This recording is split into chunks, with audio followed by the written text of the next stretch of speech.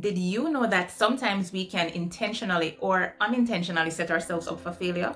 Here are 10 ways that we potentially set ourselves up for failure. But before I get right into it, if it's your first time here, welcome. And if it's not your first time, welcome back. Thank you so much for coming back to the channel. This is Nikisha Low Motivates, for your dose of faith and life-based motivation. So the first way in which we can potentially set ourselves up for failure is by procrastinating. You know, that task that you keep putting off until another day, until another hour, probably later I'll do it, probably tomorrow I'll get to it, and then it keeps going and going, and before you know it, if it's a time-bound task, time has caught up to you. So stop procrastinating. All right, the second way is to prematurely announce our plans. So I don't know about anybody else, but for me, I have found that when I prematurely run my mouth about plans that I have to do X or Y or Z, X, Y, or Z is either they end up not getting done, or they are somehow delayed, or I lose the motivation and discipline needed to complete them. So the only way I would say that you should prematurely announce plans that you have is if it is that you're telling it to somebody who can assist you in making those plans a reality,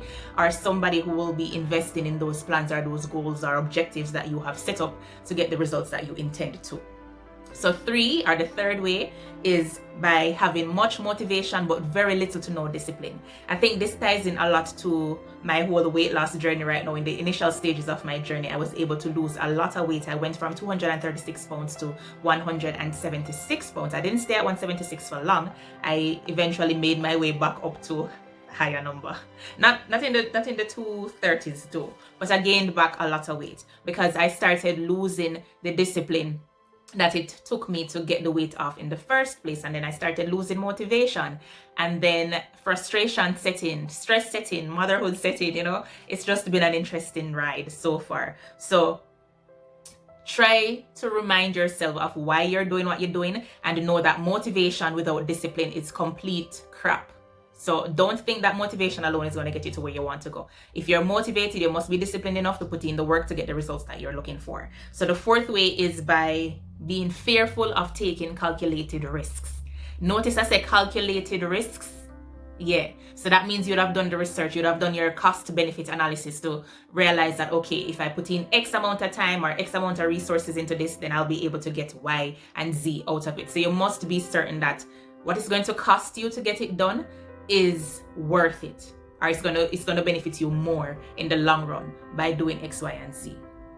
So the fifth way that we can potentially set ourselves up for failure is by waiting for others to validate us, our plans and our abilities, which sometimes never come. A lot of the time, some of us may be sitting and waiting for mommy or daddy or a spouse or a boss or a colleague or a friend or somebody, I don't know, anybody, to validate what you know is your strength, or what you know that you're very good at, is your skill set. It may not be something that you had necessarily been trained for, but it's something that is innate. You know, it's something that's in your nature, that comes naturally to you, and you're excellent at it, and you're waiting for somebody to come and say, hey, you know, you're really good at this, then why don't you consider about this, or why don't you consider to do X, Y, and Z? Sometimes that validation will not come, so you have to start learning how to validate yourself and get moving. The sixth way is by taking up more tasks than we can properly manage. You know, some of us are what do I call it now? Yes man and yes woman. Everything somebody asks you, yes man. Even when you know you're not able to do it, even when you know that your plate is full and you're not able to accommodate anything else on your plate, because you can barely make sense of what is already on the plate. You can barely find space to push some things over so that some things can come to the forefront, but yet you're adding more food to your proverbial plate. You're taking on more things than you're able to adequately process and consume and execute at this time. So you have to learn how to say no, and know when to say no. If it's no and you know that you won't be able to commit to it completely and give it your all, say no if it's possible. And it depends. This is just general advice. It depends on what the situation is, what the task is, and so forth. So do accordingly based on your particular situation. All right. So the seventh way is poor time management skills. Poor time management skills can definitely potentially set us up for failure. And that is because we don't learn how to put things in order and put specific time frames on things to get them done. Case in point, I remember some years ago, or a year ago, or, some time ago, I'll say that, I was feeling very overwhelmed and overworked and underpaid, right? Mark you, I could use some more money. Yes. I don't think that's just me, but I definitely could use some more money, but I work part-time. So I remember when I was feeling overwhelmed and, just burdened. And the reason why I was feeling overwhelmed and burdened and overworked is because I was not managing my time well at all. I would be working from morning, say I would start working from probably 10 o'clock or 9 o'clock in the morning. And then I would work. Of course, I would take breaks in between for to attend to Naraya, or to get food if I'm eating that day, or to go to the bathroom, or to do whatever, to cook, whatever, And I would then find myself working into the wee hours of the night, and I'm not getting paid for overtime, But the reason why I found myself working so late was because I was not managing my time well. I was just throwing myself into work. I surrounded myself with work. I was doing way too much. I was applying myself overly. I was like an overlay. That makes sense? I don't even know, but I was doing too much, and I was not taking stock of the time that I was taking to do all these tasks that, yes, they need to get done, but if I manage my time well and do them within the scheduled working hours, I'd be fine. So I wasn't managing my time well, which led to the feelings of feeling stressed and overwhelmed and whatever, because my job is not hard, all right? And when I became cognizant of that, I had to have a conversation with my boss, and my boss had a conversation with me about the importance, just to remind me of the importance of managing my time well and properly aligning my tasks in order to get them done in a particular time frame. You see, when I started doing that, I know that work begins at X time, and I know that work ends at X time. You see, when X time comes, depending on what the task is that I'm doing, I stop working. I stop working, and I dedicate my time to either exercise if I didn't get done in the morning, or to cook some food, cook some dinner, or to do some laundry, or to do something that I want to do that is not work related for myself, because that's my time. I would have given my time for work, and then I now have my time to use at my disposal. So that is something that you have to bear in mind if you're not already practicing good time management skills. It's so important. The ninth way, not the ninth way, we're at 8. So the 8th way in which we can potentially set ourselves up for failure is by failing to prioritize our tasks. So not everything is important. Not everyone is a priority, if that makes sense. So not everything is a priority, and not everyone is a priority.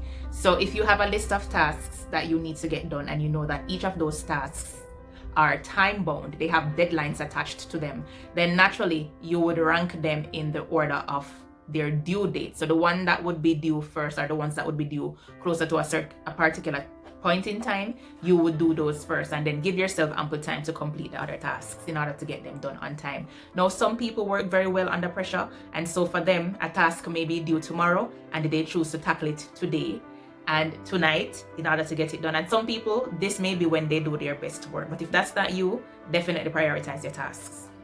The 9th way in which we can potentially set ourselves up for failure, and I do apologize for the slanting of the camera. I'm using a selfie stick. My tripod is still broken, so I do apologize for that. So the 9th way in which we can potentially set ourselves up for failure is by doubling down on things that are not working in our favor, instead of making time to find out what we can do that will work in our favor.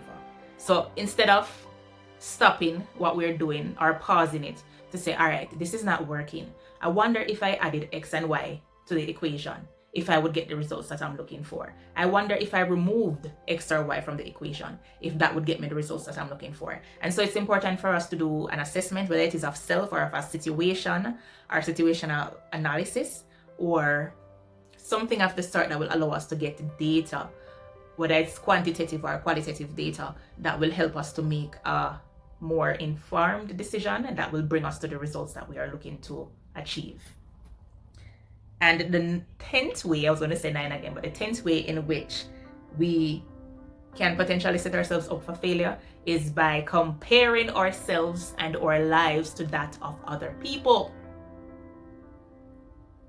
They say comparison is a thief of joy.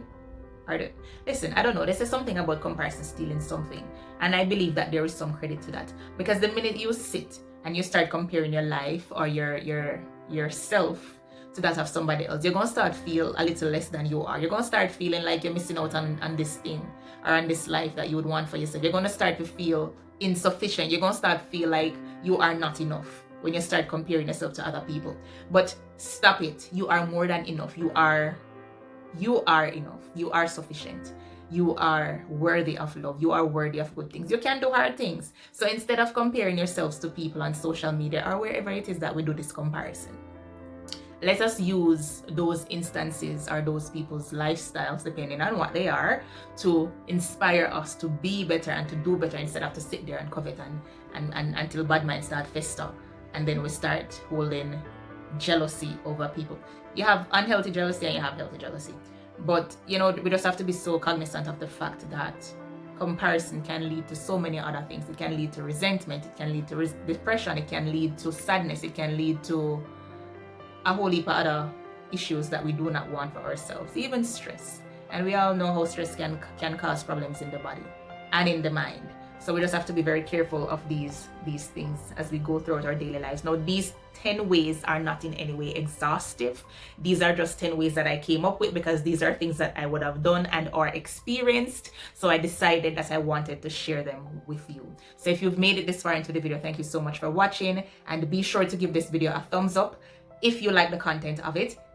Definitely subscribe to my channel and feel free to share the video with as many people as is possible, and encourage them to come on over here and join the family. Now, I wanted to apologize for my lack of being consistent with posting videos. Listen, life has been happening. I have been making videos in terms of recording them. However, when I watch them back, I keep finding issues with them, and then I decide that, okay, I'm going to have to re-record this, I'm going to delete this, I'm going to change this, and I'm going to change that, which is why there has been a lapse in the content coming forth, because I want to bring forth content that will add value, and it's not just something that I am interested in, but it's something that can potentially help you. If it's even one somebody, it can potentially help one person who watches my channel. So be patient with me, guys. Be patient with me, and if you have been patient, I do sincerely appreciate it. Okay, big up yourself. But until the next video, most eyes willing, take care.